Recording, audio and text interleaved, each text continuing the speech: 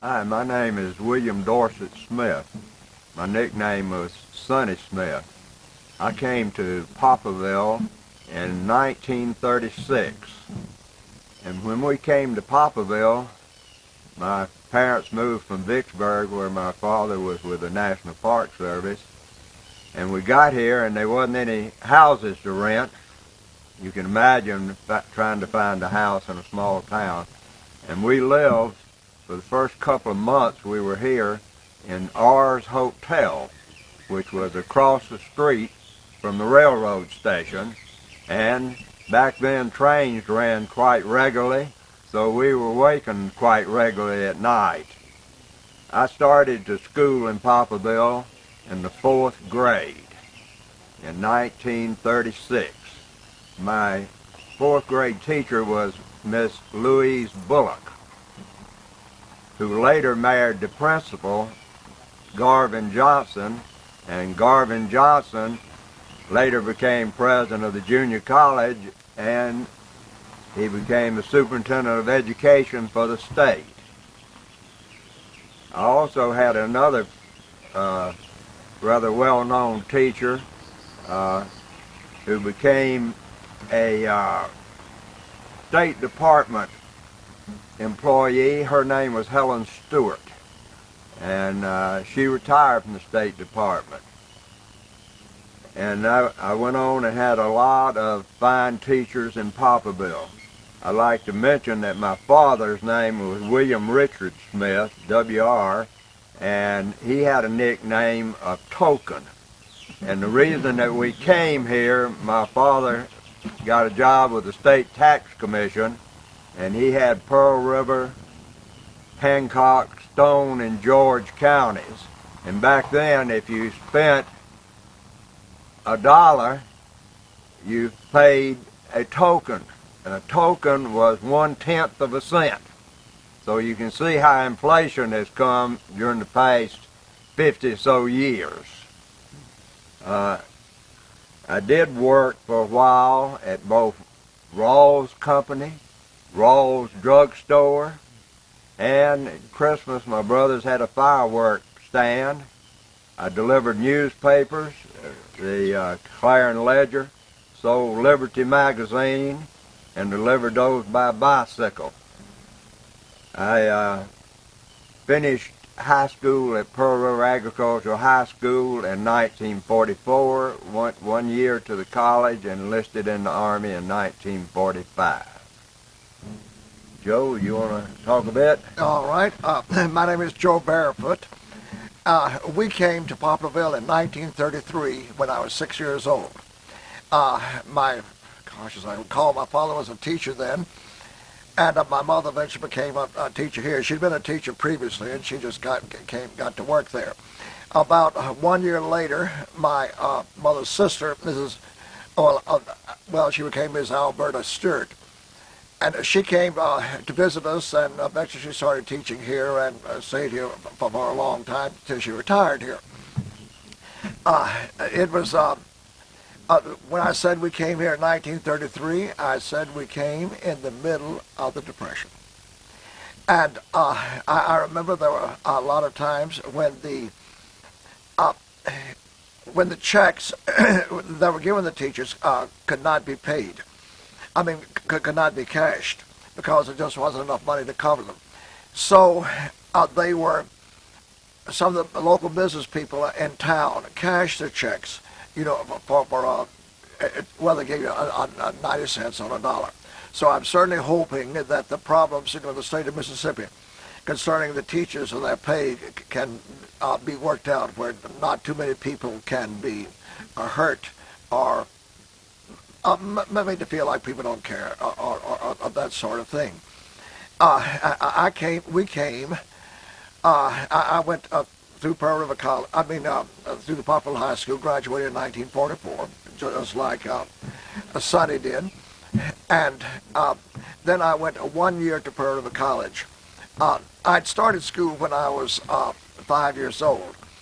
And so I was 18 in 1945 and had almost a 1 year of college behind me.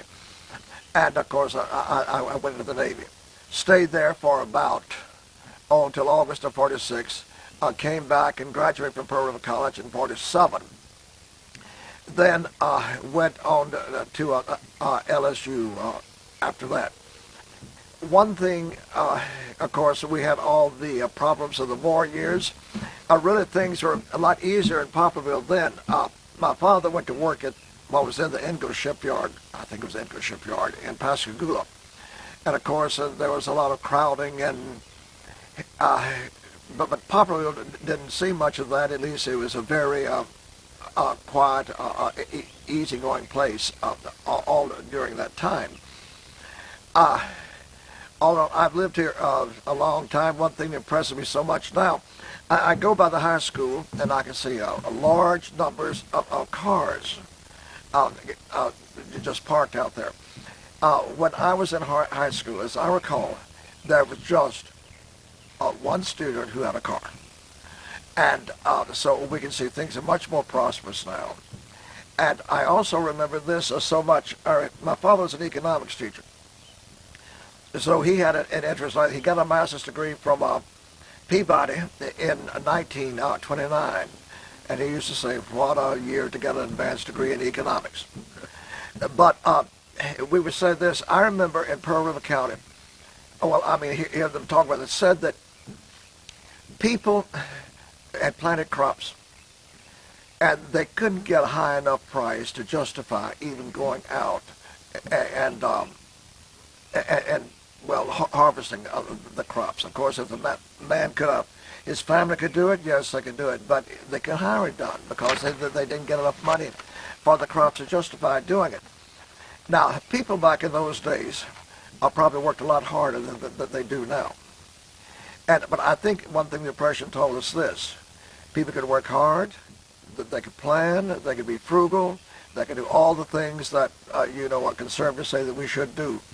Yet, if they can't sell what they've grown or what they produce, it doesn't do them much good to do it.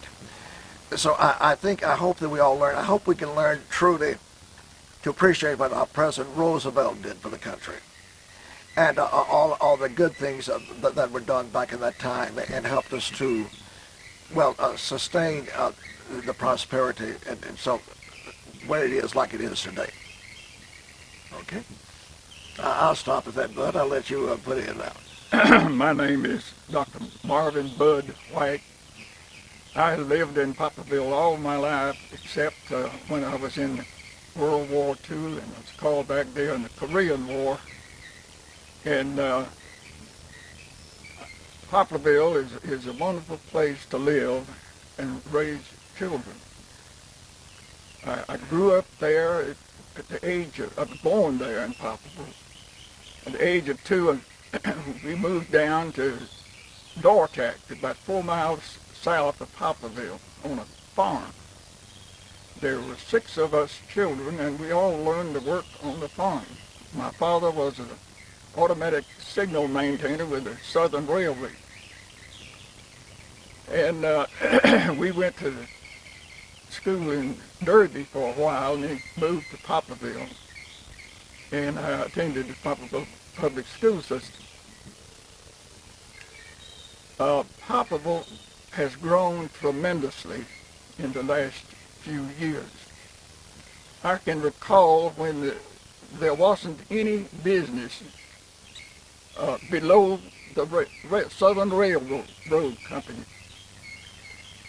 We had 3 auto dealers. Had Ben White, no relative of mine, had the Ford dealership. Love had the Chevrolet dealership, and they had a Chrysler dealership there. Mr. Hurst. Mr. Hurst, L.A. Hurst. Now we don't have any, but the growth has gone both north and south. There used to be a filling station there on the north, there at the corner where the pawn shop is now, and there wasn't any business north of that. There has been several home development areas that has grown tremendously. Poplarville is a wonderful place to raise children. They have a good educational system. They have, say, adequate police protection, and it's just a good atmosphere for children. I was fortunate enough after World War II to go back to school. I finished Pearl River before I went into service in '42. And when I got out of service, I went back to college in Millsaps College in Jackson, finished the last 2 years. Got a job at Ocean Springs coaching football and basketball and teaching math. 9 months for $2,700. The next year, there was an opening in Poplarville for the football coach, and I applied for that and got that. And had 2 years there, had a wonderful football team. But I got a call back into service for the Korean War, and was in Fort Belvoir, Virginia for a year. Then I got an opportunity to come to Pearl River Junior College as a high school principal, and was there for 31 years. As I said, it is a wonderful place to live. The community has been just wonderful for me and my family. We have no apologies for living in Poplarville. And that's about it. I want to come back. They've talked about graduating from Pearl River. Of course, that was a wonderful experience of mine going to Pearl River Junior College. I joined the Army when I was 17, 1 month before I was 18, in October of '45, and went to Camp Shelby and to Fort Knox. And I got out in '47 and went to the University of the South in Swanee, Tennessee. And after a year in the summer there, I transferred to Ole Miss and majored in economics and ROTC. I finished Ole Miss in June of '50, and the Korean War started, and I was back in the Army. So I liked it so much, I just stayed for the next 21 and a half years. And in 1971, I had the opportunity to decide where I wanted to live. My wife had family in California. I had my family in Mississippi. We went to California, and I just wasn't a Californian. And being able to live at that time most any place I wanted to, I chose Poplarville. And I had, while in the service, I was sent to get a master's degree, and got my master's degree from Eastern Kentucky State College, and came back to Poplarville, and Mr. Roy Sanders hired me to work with the school system, and I stayed there 17 years till I retired from the school system. So I'm what they call a double dipper. I retired from the military and retired from the school system. I have been most happy in Poplarville. I have a son and his family living here. My wife and I live here, and my parents and another son are buried here, and we just like Poplarville, and if we want to go someplace, we go someplace, but we want to come back here always. I'd like to mention and ask the others to help me as we remember some of the people in Poplarville and some of the businesses in Poplarville, and I'm sure that each one of us will remember different people. I'd like to first mention the doctors. We had two pretty famous doctors when I was here. Dr. J.B. Davis, who was a surgeon, and he has a daughter still living in Poplarville named Ann Davis Dowenhauer. And the other doctor was Dr. Hubert Coward. And he was a well-known doctor. And if we were sick, he came to our house. And I remember in the Army, I came down with my son one time, and we drove from North Carolina in July heat. And time we got down here with no air conditioning, my little boy had the flu, and we called him about 11 o'clock at night. Dr. Coward came running over to my daddy's house. And that's the type of people we had then. And we had two pretty well-known dentists, too, back then, a Dr. Koch and a Dr. Arlich. And right now, I think we have 2 or 3 doctors, but even way back then, we had just about the same number that we have now, and we had our little Pearl River County Hospital. So we had quite a little medical community. Joe, do you want to talk on something? I was thinking this about Poplarville also. We can see growth in Poplarville in the past several years, but it seems to be there's much more growth in the countryside just surrounding Poplarville. It seems to be that when people come out from New Orleans and other places looking, they want a place where they can have maybe a pond and maybe land for some horses, a little, shall we say, a country living. And that's one thing I think that's being very attractive, to people in this area. Also, I think especially people like to get away from the coast up here. They know this is high, and most of the county is high and well drained. And they feel up here, they feel they're reasonably safe in a hurricane. At least they're safe from rising water. And also they know here, they like to come here and get away, and we don't have nearly the crime that there is in some of the big cities. And of course, that's one thing that is very, very attractive to people who want to come here. Of course, and then, I'll tell you how well I remember how wonderful it is to be able to live at home and just attend Pearl River College. It's much, much, much, much less expensive to do that, and that means a college will be available and easily available to all of us. And it's something that I think we should learn to appreciate. And of course, and then if you want to go to school now, especially, it was USM has become much larger, offering more courses, and they could. So and it is an easy drive. Also, I remember when but this is before the interstate came open. It used to take about 2.5 hours to drive to New Orleans through a 2-lane road through Honey Island Swamp, and then some of the others. And of course, it is much, much easier to get to New Orleans now, easier to get to Picayune, and the shopping centers, say in Slidell and in New Orleans and all of this. So the town it's much more, it's so much easier to travel to other places than it used to be. When I think we came to Poplarville in 1933, I believe there were paved roads going out from in any direction.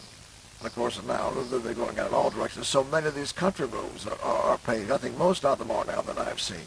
And I say, what an improvement that has been. But well, I agree with you that Poplarville is located in an ideal situation, access to Interstate 59. You can go anywhere you want to. But some of the names of the people who founded the Poplarville area, you fellows are going to have to help me out on that. All right, good, we will. I'm trying. Smiths, the Stewarts, what are some of the other famous names around there? Well, if we take a look at Martin Smith, who's attorney here in town and for the college, I think still. His daddy had a shoe store down here years ago. And there are a number of Smiths. Many Smiths there. Stewarts. Mm-hmm. And Moody's, my wife, grandfather was George Moody, and George Moody and Jim Moody and the supervisor. Buster. No, his father. can't think of his name now. The current supervisor. No, back then, Catherine, J.S.'s J.S. father. Moody, J.S. Moody Sr. Father Not just were prominent people at that time, and some of the others I can't recall right now. Did I mention the Rawls? Of course, the Rawls drugstore. Yeah. There's the Rawls dry goods store. And there was Archie Rawls grocery store too. That's right. down there. That's right. Uh-huh. The economy of the Poplarville area is you seek employment or find employment in the public school system or the junior college system or the county government. Have a courthouse, Pearl River County Courthouse is in Poplarville, and that's about the main source of employment in that town. But of course, I would say this: when I came back, I drove. I used to.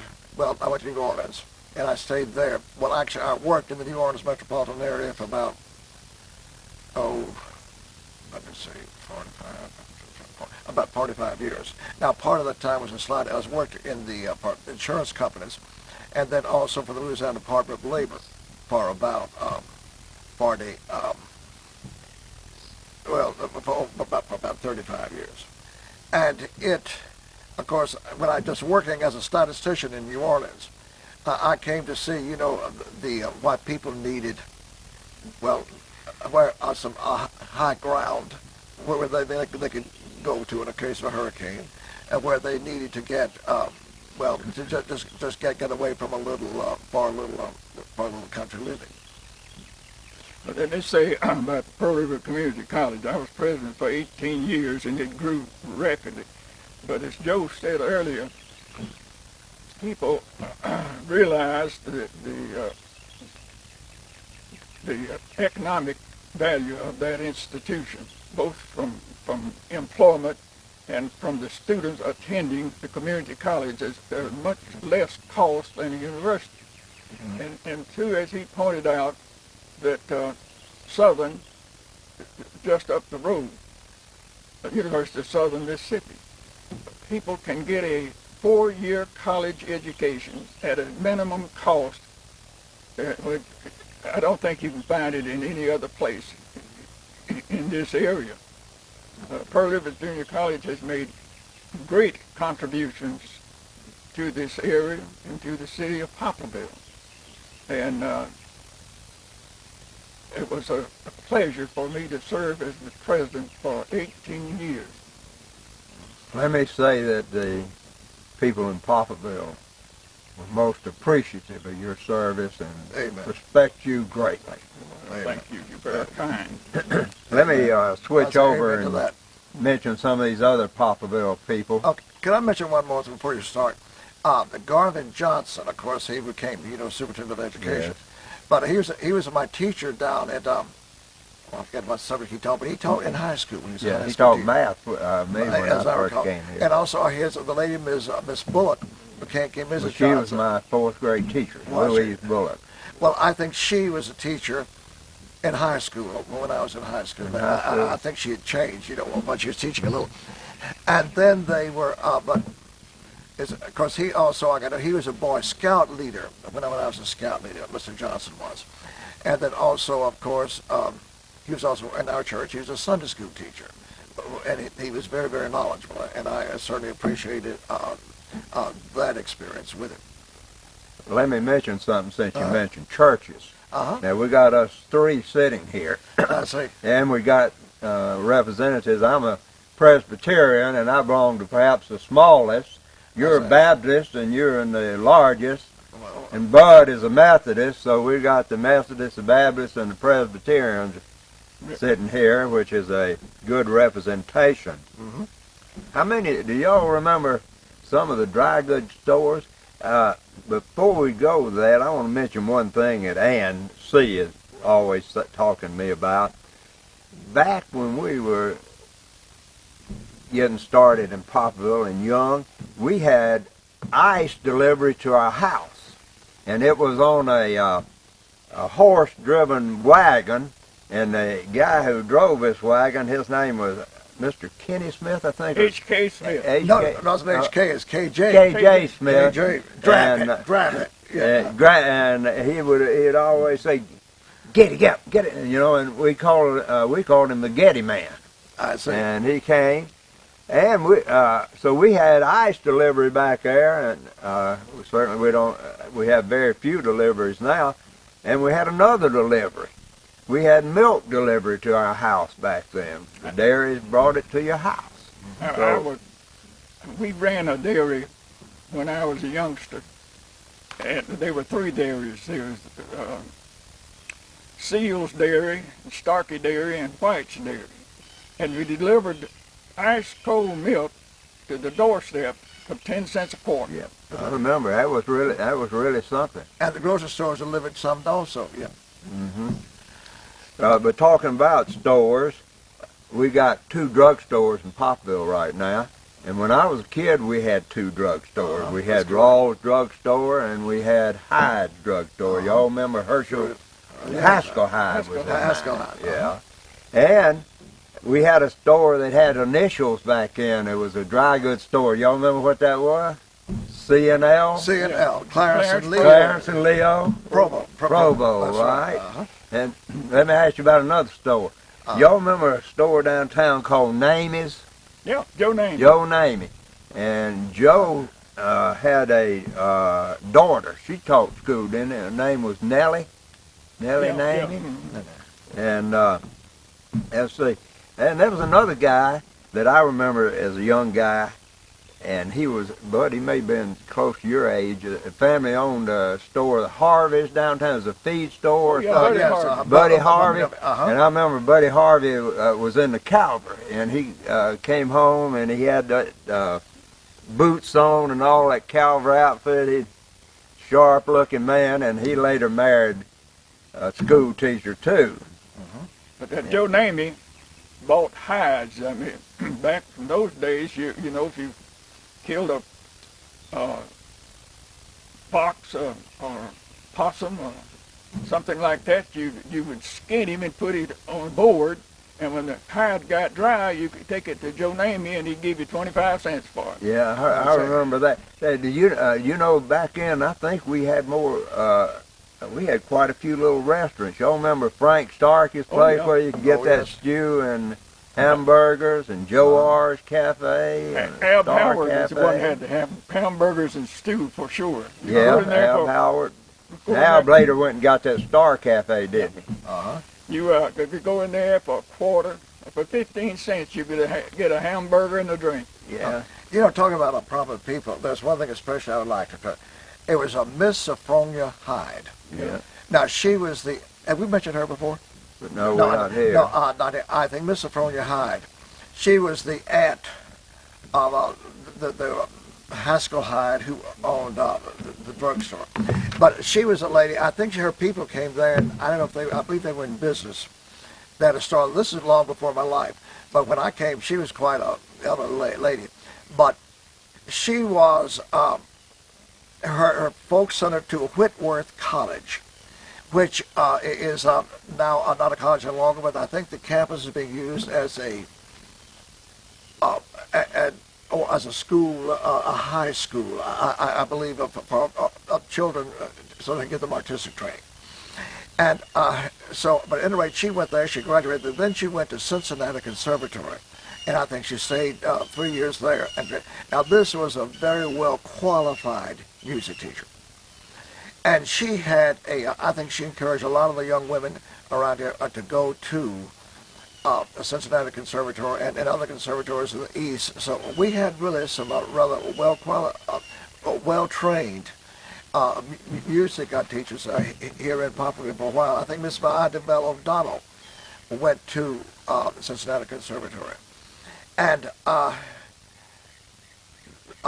that's the one especially I would like. Miss Hyde, I think, really made a tremendous contribution to the town culturally. In fact, I think once, it was then the Weekly Democrat, I believe, had an article about her bearing out when Murphy Ware, Butch Ware's father, who was editor, I thought made some very complimentary things and very truthful things about Miss Hyde. She really was. Then we had Miss Frances Durham, Miss Frankie Durham. And Miss Frankie Durham, I think, had also, she went to the American Academy of Dramatic Arts. I think she studied there in New York. Now, this is before, she was a lady well up in years when I knew her the first time. But I think she gave she worked with the students a lot and helped them in the speech courses and the drama courses and that sort of thing. And these are two women that have, I think, a very strong, favorable effect on the town of Poplarville. Well, I took expression from Miss Frankie back then, and she was the one who, everybody had to give a speech and all, and particularly on November the 11th, back in the old days down in the courthouse. But I want to mention something here. You're talking about all these talented people. Now, musicians. The one I remember as a boy, only boy I remember really had any music talent was a boy named Joe Barefoot, and he could sing. Well, I took. But do you remember ever got Joe singing? He could really sing. Well, thank you, buddy, man. I appreciate that.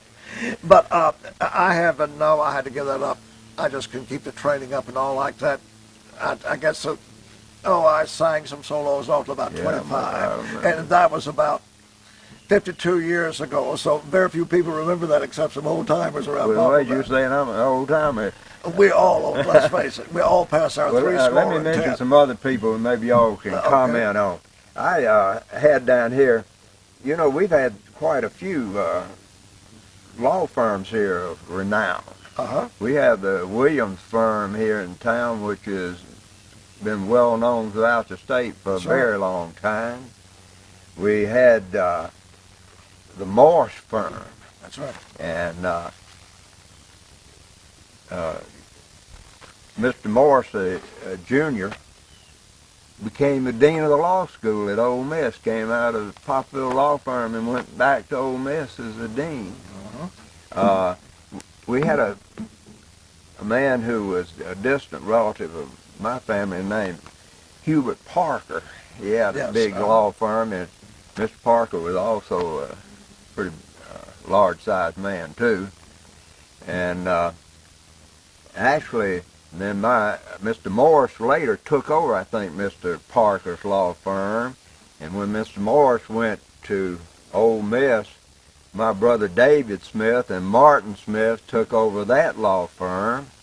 Martin became a state senator for our area, and my brother David became the first president of the Mississippi Bar from Pearl River County, and I'm glad you the Trial Lawyers Association. He was president of both of those.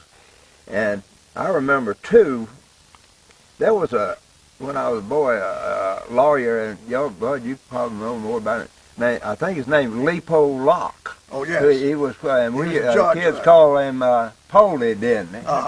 And he was quite famous. And another one of your ladies you failed to mention was a lady named Miss Scarber. They had an insurance business.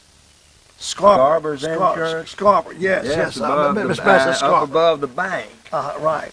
And she was quite the business lady in the area back then. And I remember later that I guess one of the big business ladies in town who became Dexter Wesley, and she opened a store downtown which became a grocery and a feed store and so forth, and she was in her business. And as another businessman I think we just got to mention, you mentioned Murphy Ware. But you remember who had that Poplarville Democrat before Murphy Ware? P.A. Tim. P.A. Tim, remember? Right, that's right. And he had it. Yes, and I'm so glad you brought him up. His son, P.A., is still here, a big farmer in the area. And Tim later had a grocery store in Poplarville, too. And I worked for him when I was a boy. And you didn't mention that. Shame on me. Yeah. You're talking about the lawyers, Judge J.C. Shivers. Yeah, yes. I wanted to mention that a while ago when you were talking about your family. He married my mother-in-law. That's right, and he was, I guess, the biggest judge I ever knew. Yeah, he was a good one. Certainly was. can I bring up one there as one? Of course, this is game before. These are people that I didn't know. But I knew this lady who was a Mrs. Margaret Stewart. In fact, she